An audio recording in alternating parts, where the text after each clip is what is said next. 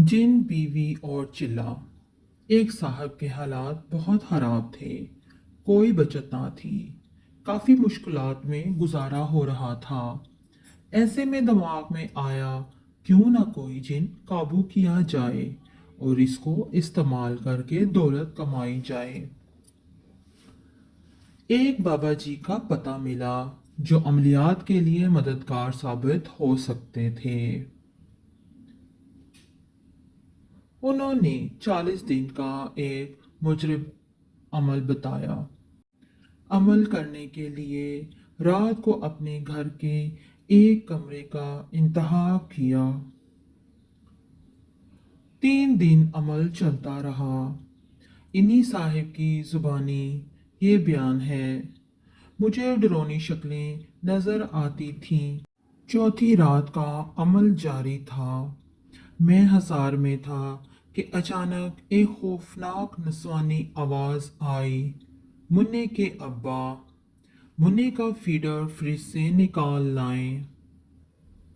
मैं चौकन्ना हो गया कि कोई हवाई मखलूक मुझे तंग करना और मेरा अमल मुतासर करना चाहती है। बाबा जी ने ताकीद की थी कि जैसे भी हालात हों हसार नहीं तोड़ना, वरना जान का खतरा हो सकता है। आवाज दोबारा आई। मैं नजरअंदाज कर गया।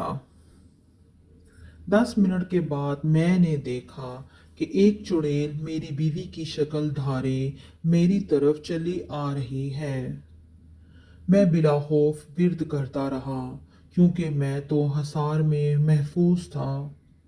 वो चुड़ैल मेरे पास आ पहुंची। मैंने बिर्द तेज कर दिया। उसके हाथ में बेलन था।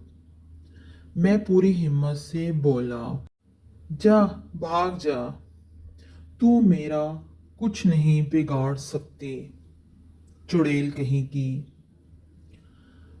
बस इतना कहना था कि वो चुड़ैल हसार के अंदर घुस आई और धनाधन बेलन से मेरी पटाई करना शुरू कर दी। वो मुझे पीटने लगी। मैं इतना सादा था कि इसे जिन्नात की चाल समझता रहा कि वो मुझे आजमा रहे हैं।